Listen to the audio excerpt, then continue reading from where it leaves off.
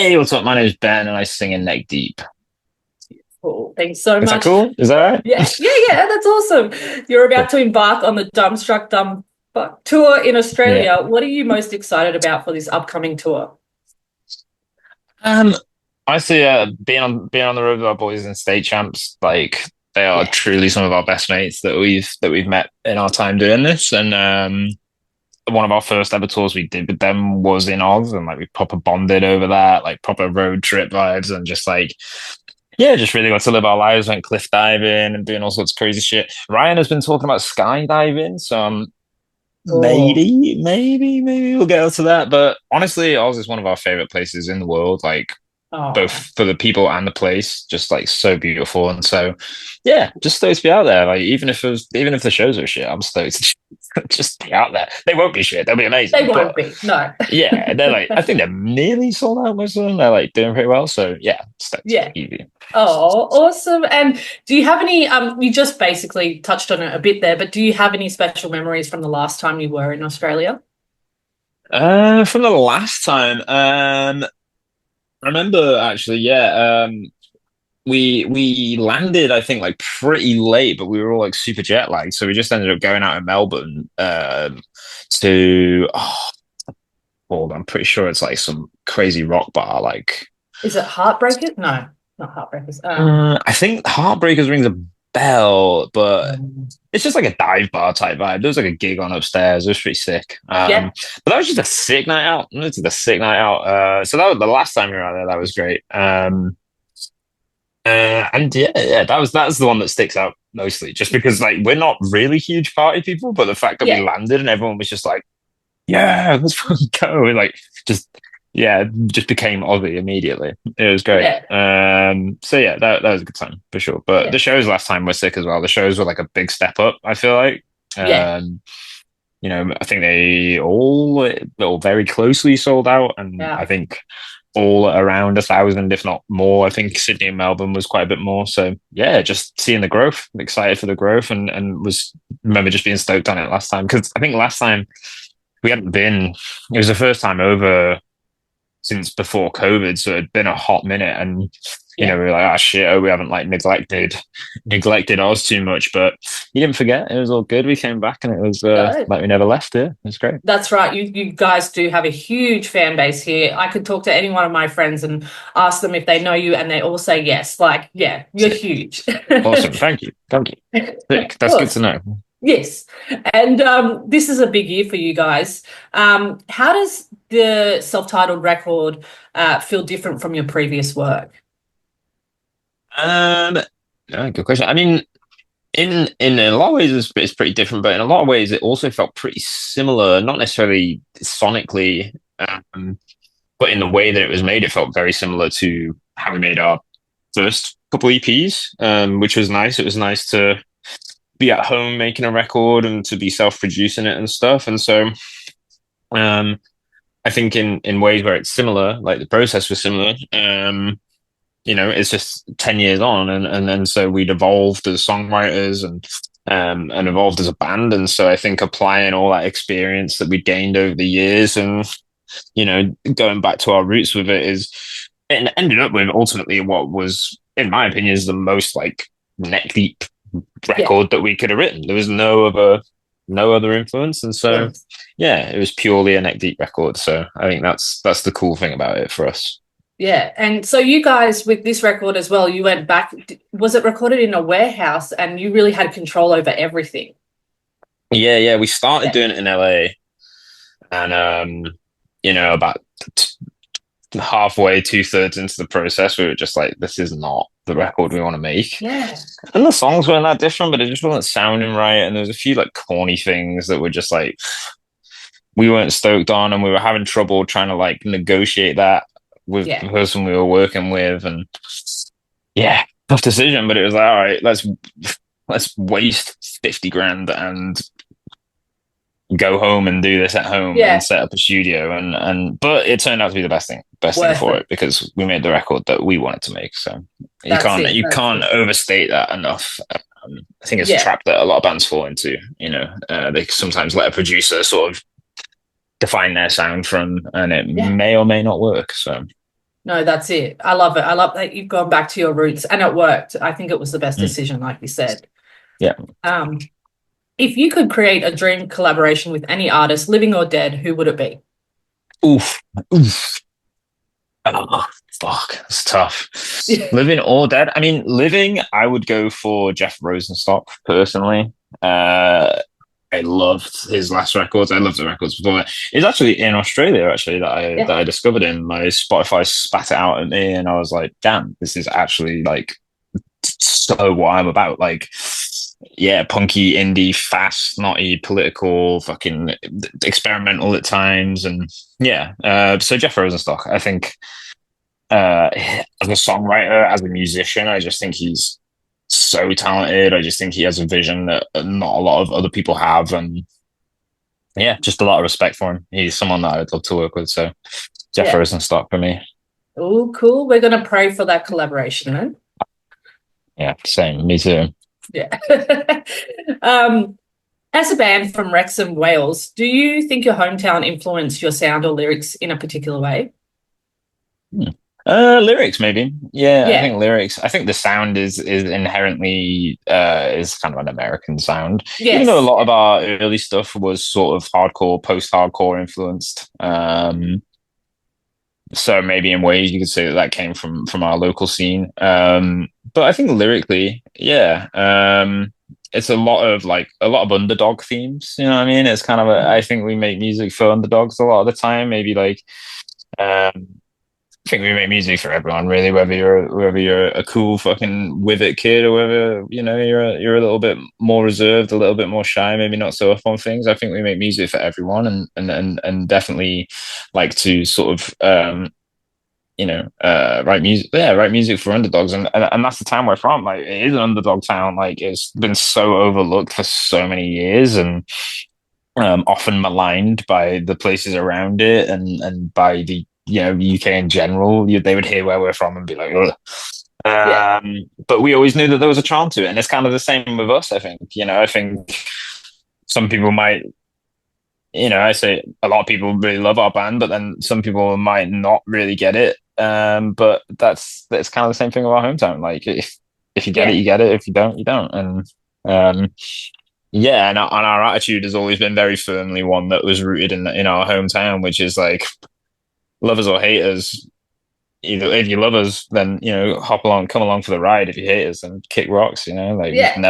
never paid attention to what anyone really thought of us, other than the Yeah. people that like us. So, um, yeah, yeah, that's Yeah. definitely born out of a scrappy little mining town in North Wales for sure. Yeah, good answer.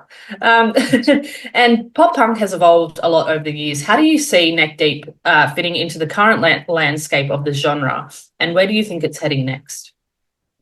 Question. I think we're one of the bands that's lucky enough to have sort of seen through a couple of eras. It almost like for pop punk felt like it was like out of the limelight for a long time, sort of post early 2000s. And then it seemed like the 2010s came along, and it sort of was doing this. It was sort of like having moments and then dipping, and moments and dipping, and it seems to have found a bit of a consistent sort of level now. And we're lucky enough that we've just ridden that wave quite well. And so I think just through writing consistently good records, and I think writing songs that people connect to, and that aren't just like meaningless nothing songs. Like, always try and put some meaning into the song, whether it's a good song or not. There'll always be a message and a meaning, and I think in songs that stick with people for life because it means something to them is what, yeah, it's what gives you longevity. And if you just are consistent and you write meaningful shit, then that's the most important thing. And ultimately, as well as being meaningful, it's got to be fun. Like, sometimes, and maybe we've been guilty to an extent, but I think sometimes pop punk bands can take themselves a little too seriously, Yeah. because it straddles a very fine line. Pop punk straddles an incredibly fine line of being like very shit or very good. And most of the time, I think we fall on the good side of things. Yeah. But I think that's because we don't take ourselves too seriously. And if we do need to take ourselves seriously, it's been done in like a meaningful way. And I think maybe people latch onto. Like to, yeah, for sure. I followed you guys since the beginning and was a very much a part of that sort of emo pop punk scene, I guess you could say. Bit Mm. embarrassing, but Yeah, anyway, no, it was kind of emo, yeah, for sure. yeah, and yeah, it's been amazing to watch, as you've said. Like there is a resurgence now of all of that sort of pop punk music, which is great. But you guys have remained a constant throughout the whole time, which is good. And it's like you guys have kept current while staying true to yourselves. And yeah, Yeah, we've kept the flag flying for and you know, it's not just us. There's been other bands too, but yeah, I think there's been a handful of bands that have kind of weathered the storm and that kind of not transcend the genre by any means. I'm not saying we're by any means bigger than the genre, um, but that just push it a little bit and yeah, just keep it moving and keep it interesting and keep it fresh. Like again, I don't think anyone expects a pop punk band to reinvent the wheel, but as long as they're yes, like keeping it fresh and as long as it's like, you know, somewhat progressive, and it, yeah, you know, you don't have to change the fucking game to stay yeah, afloat. So yeah, and I mean, if we do end up changing the game, cool, fucking awesome, great. But if we don't, and we just keep our fans happy, or write a song that any normo might fucking like, well, cool, yeah, then that's cool as well. yeah.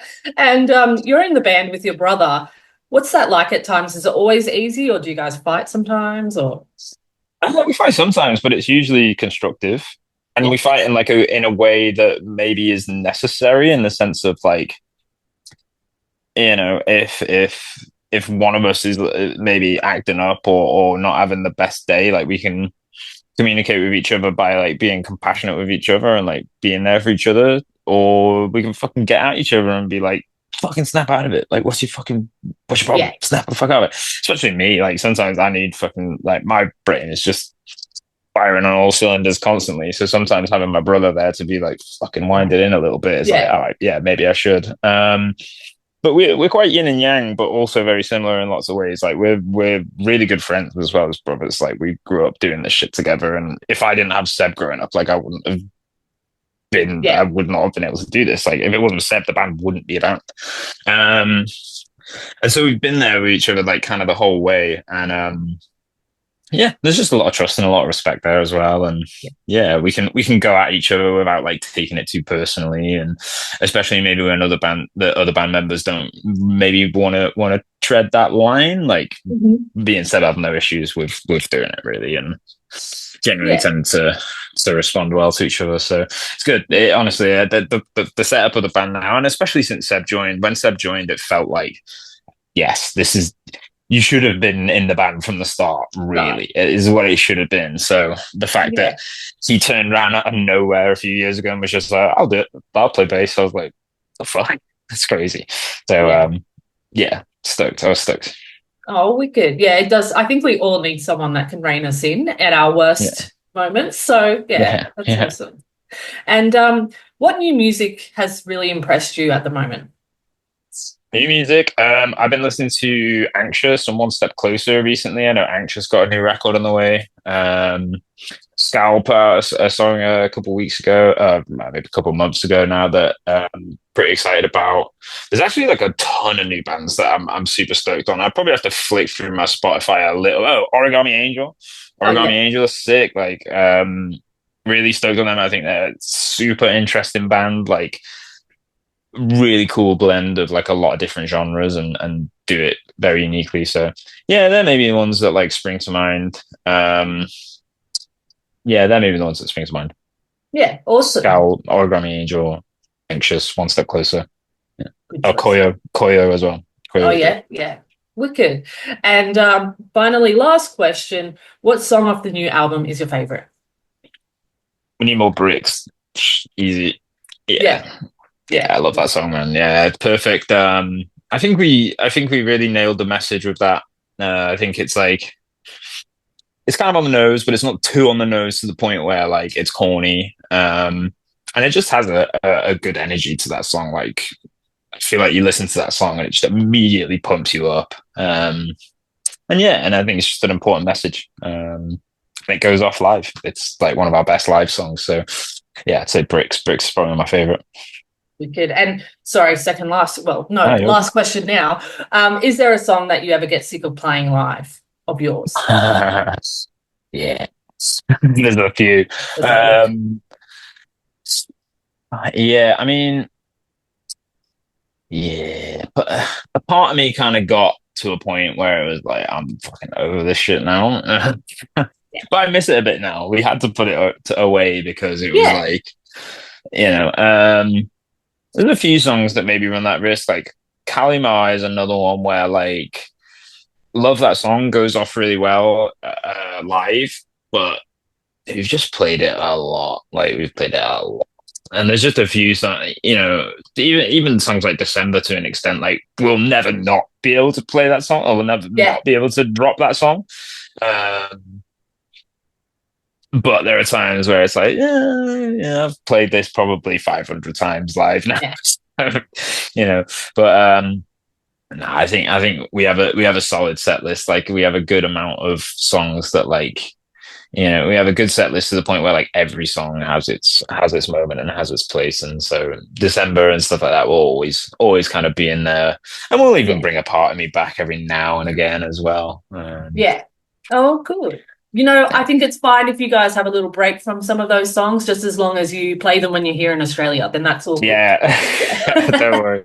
Well, actually, yeah, but when we come back, when we're over next, we're gonna throw in a little bit more lifestyle to get you deep cut stuff, just because it's the 10 year, and we wouldn't be able to come over for an Yeah.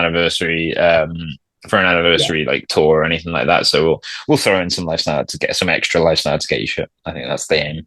Awesome. Wicked. Ben, we're so excited for the tour. Thank you so much for your time today.